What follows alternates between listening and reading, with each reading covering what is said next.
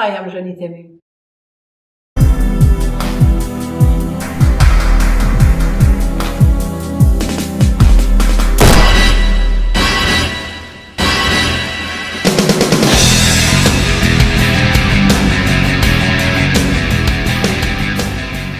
Welcome friends, welcome one and all. Blair Ballard, the bon vivant, very much at your service. I do hope you were all in the finest of fine form. Now, back in the dim and distant past, well, 6 or 7 years ago I suppose, I was producing content for the Bond Experience. Yes, David Zaritsky's renowned channel. I was based in London, so I could go out and interview Bond alumni. I could go to Terminal NASA and Lock & Co at the drop of the proverbial hat. I could also make factory visits and, well, my first video I'm going to be drip feeding across the summer. The first video I'm going to give you is one I made with the costume designer and wardrobe specialist from Spectre and Skyfall, Jany Temime. She was absolutely wonderful. We'd been in email contact for a while and I'd met her at a Spectre charity event at Christie's auction house. And we had agreed that we should get together and I should come and see her at Warner Brothers Studios in Leavesden and have a chat. So that's what I did. I really hope you enjoy the video. If you do, please do smash the old like and subscribe buttons, turn on notifications so you don't miss the next video when it drops. And, well, hit that like button. I really do hope you enjoy the video. Stay safe, friends.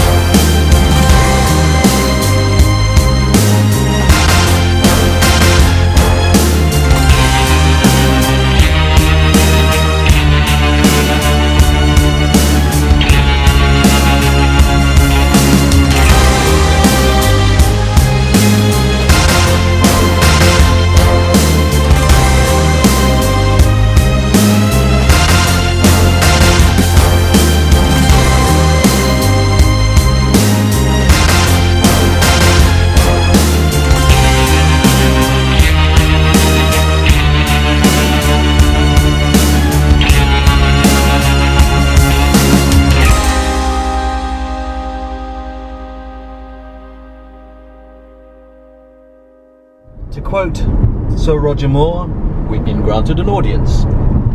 Yes indeed, Jany Temime, costume designer for Skyfall and Spectre, has agreed to have a quick chat with us this afternoon. Bit of back history. Way back before Skyfall was released, we in the Bond community were scrabbling around trying to find out a few key pieces of wardrobe from scouring the internet for grainy paparazzi photos and teaser images that have been released, and we drew a blank on some of the key items. So in a bit of a bold and brash move, I decided to approach Jany directly by email, and as surprised as I was, and everyone else was very surprised, she actually responded. And she was brilliant. She was so helpful. She gave us loads of inside information, lots and lots of juicy information about the brands that she'd used and the items she'd picked for Bond. Anyway, scroll forward a few years and we did the same thing for Spectre, and then I met her in fact at the Spectre charity auction at Christie's, and we had a great chat and she was wonderful. And then a month or so ago I agreed to contact her again, and she said yes, she'd love to meet up. And so here we are, we're on the way to Warner Brothers in Leavesden. Now, the eagle-eyed amongst you will recognise Leavesden as, yes, back in 1994, Eon were preparing pre-production for GoldenEye. and ready to introduce the world to the new Bond in Pierce Brosnan. Now, somebody had double booked Pinewood Studios, so the 007 soundstage wasn't available. So Eon dispatched production designer Peter Lamont to go and scour the UK to go and find somewhere that they could use and build a new studio. He came upon an old, disused aerodrome that was used during the war for squadrons of Mosquito fighter bombers, and then subsequently, latterly became a Rolls-Royce factory where they built helicopter engines, and then it was laid abandoned, and Eon spotted the potential because it had 1 million square feet of covered floor space, absolutely perfect for 2 massive Bond sound stages for GoldenEye. So when you see Pierce Brosnan hooning around the streets of St. Petersburg in his tank, it was actually here at Leavesden. It wasn't in St. Petersburg at all. Anyway, we're about to approach the studios now. If you want to pan around, Jamie, you can see, here we are, it's Warner Brothers Studios, Leavesden. Here we go.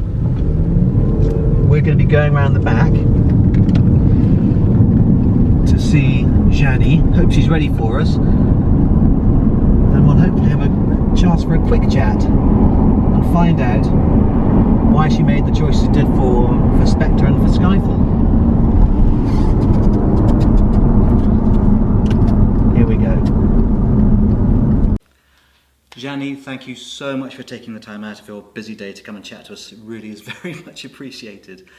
How is it coming back to Warner Brothers? Obviously you're a Harry Potter alumni. It was very strange because when we were there, I was here for 10 years for 6 Harry Potter or something, and I remember the studio was looking very different. The studio was there very rough, and then actually they renew it the minute we left.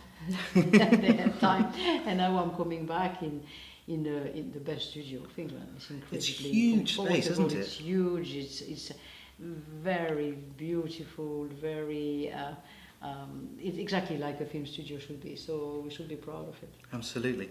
Now, how did you get involved in Bond in the first place? Did you get a call from Sam Mendes or Eon? How did it work out? Both. Yeah. First, Sam, I was going to do a project with Sam, which didn't happen.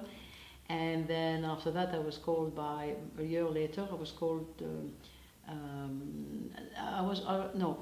few months later, I was called by Sam to go to see him in New York to talk about Bond. And then the film didn't happen because MGM had problems. That's right, yes. So that was it. And then a year later, I was asked by Barbara. Then I went to see first Sam again, and then I went to see Barbara, and then that's it. I got it. Was Bond always on your radar, on your wish list of things to do? Yes, because it is. I'm a Bond fan. I'm a really, really, really big Bond fan, and that was always my dream to do a Bond. So it was like, wow, it happened to me. I really wanted to. And the 50th anniversary, I mean, Skyfall was a big moment for everybody. So and an incredible film. It was beautiful. Skyfall was absolutely brilliant and at every level. When I read the script, I was doing another film when I got the script, and I read the script and I thought, oh my God, this is so beautiful, perfect, exciting. It's sort of thing that you read in like half an hour and 1 hour, but you just don't want to let it go. Sure. Because it's it was a perfect story, and working with Sam Mendes was great. Sure. And discovering Daniel Gray, which I knew I had worked with him before, but then he was a few years older, and he had already done a Bond. It was not his first one, so I think he was already in the character, which was very easy for me, and he knew exactly what he wanted. He is somebody who was extremely good testing clothes, knows exactly what fits him, so it was a real pleasure. I mean, Bond has always been defined as much by what he wears as what he does on screen. I mean, it's always been a quintessential part of the Bond experience, his clothing. Can you walk us through the process by which you decide which brands and items that I didn't really decide for a brand, because when I stepped in, I knew that Tom Ford was a sponsor, and I went to see. First, I went to New York, and I sort of gather. I had a meeting with Daniel to ask him what he wanted, and he showed me some pictures of clothes, which direction to go, and we had the same idea about something which was easy, very physical. Not a suit which is like a carcan on you, but a suit which is a continuation of your body. A suit which is like a second skin. We had very much It's that. quite tight form fitting, isn't it? Is that the reason behind it then? Yes, I wanted the suit to be, like I said, a second skin. Not something that protect him, but something which move with his body. That was the idea that the suit was a continuity of his body. You know, that you could see, because it's a physical character, and Daniel Craig plays it very action man, you know. He does his stunt. He is an incredible. He trains a lot, and what Bond does is what Daniel do. I mean, it's an incredible physical experience to see him moving, jumping. I mean, he is really doing it. And I wanted a suit who just follow his shape, that you could see his muscle moving when he was running, that you could see his shoulder moving. I wanted something like that. And I went to New York with, I don't know, 6 trousers, 6 jackets, 6 waistcoats, 6 shirts from everybody. And then we tried it, and then just to define the shape. And when I had that shape, I went to Tom Ford, and with a lot of humility, and because he is a great designer, and then I said, voila, this is what I like. And then I thought, well, he might throw it in my face and said, I'm doing my own things and forget it, but he was extraordinary. He said, he understands, he's a filmmaker himself, so he understood what was the job of a costume designer, and he said, if it is what you want, it is what we will do. And he sent me his tailor, and his tailor did exactly the shape that I wanted. And then we had 2 more fitting with Daniel, with the suit that those little Italian tailor made, and they were great, really, extremely good. They understood immediately what I wanted, and they did it. And then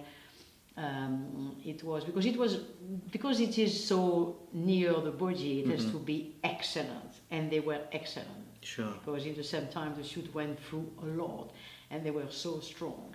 And then the organization from Tom Ford was brilliant. You know, we had all the fabric we wanted. These fabrics are incredible, very beautiful choice of fabric. So we had all those fabrics. We had the service of having 12 to 30 suits of the same, arriving in time in 3 different sizes, because Daniel doesn't have the same size than his stuntman or his other stuntman, and we have also some suits which have to be, some sleeves which have to be longer for the motorbike, some the trousers which have to be reinforced for some scenes. You know, I mean, every suit has to have is different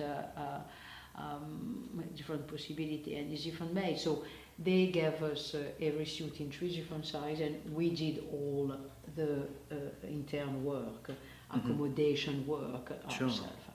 But it was done, you know, in 2 months. It is incredible. Wow. What it did was incredible.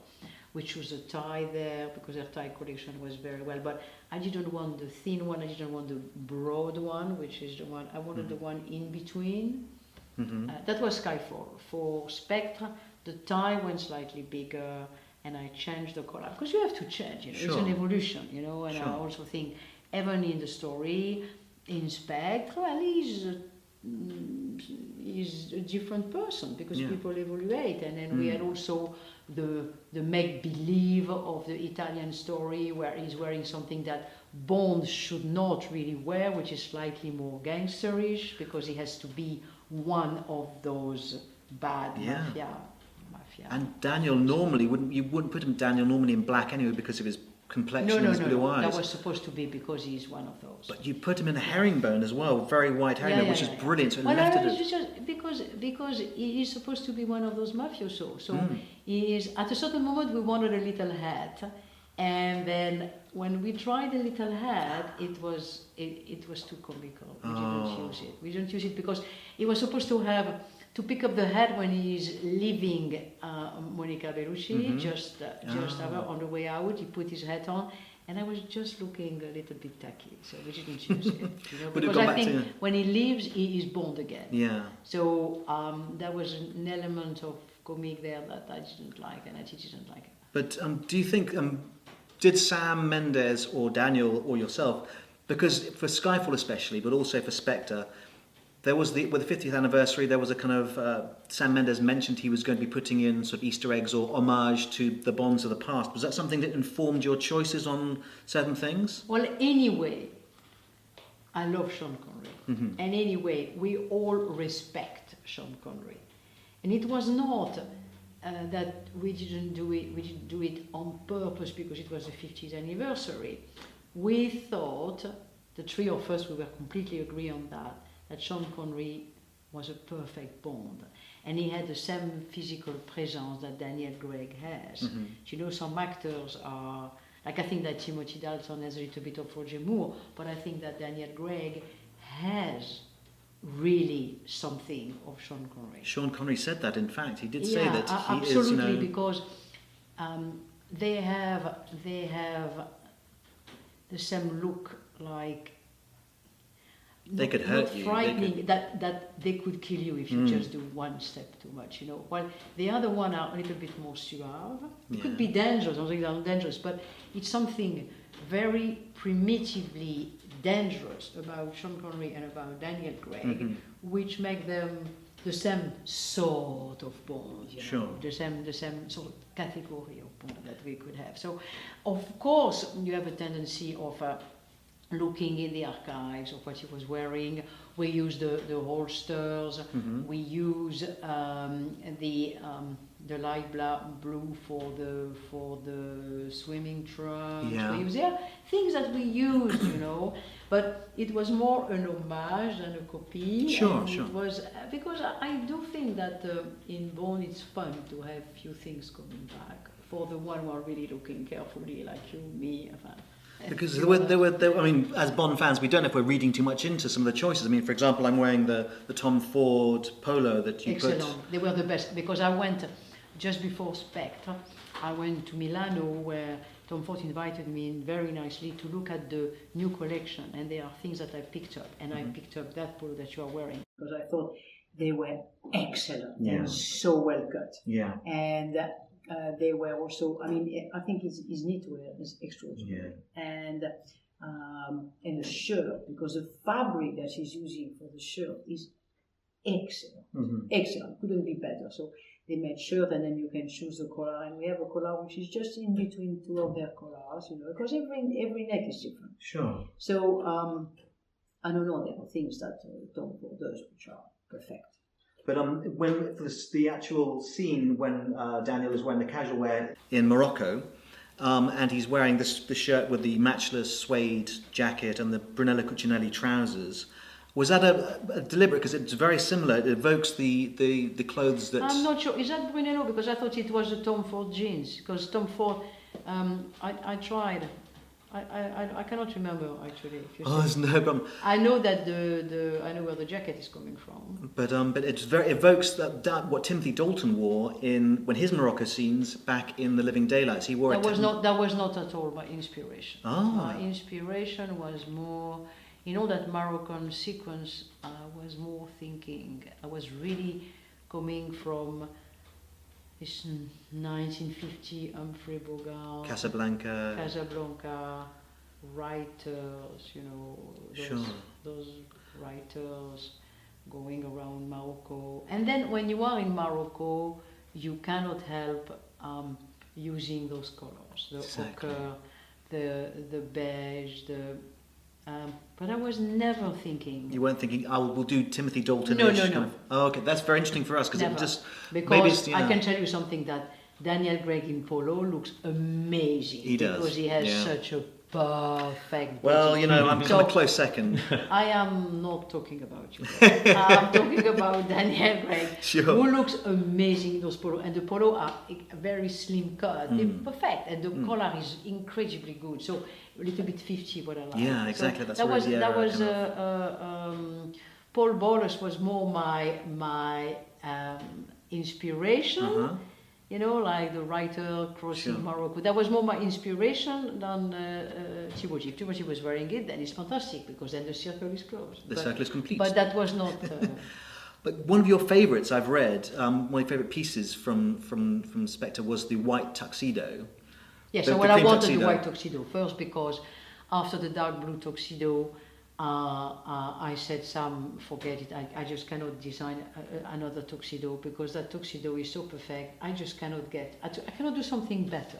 Because when I saw Daniel for the first time, we were shooting in Pinewood on that lake, artificial lake. It was at night, and then I saw Daniel arriving in that dark blue tuxedo. I cried. It's just beautiful. I tell you, I was so high that I drove back home and I got 3 points on my driving license, because I was speeding. I was completely full of adrenaline, singing in the car.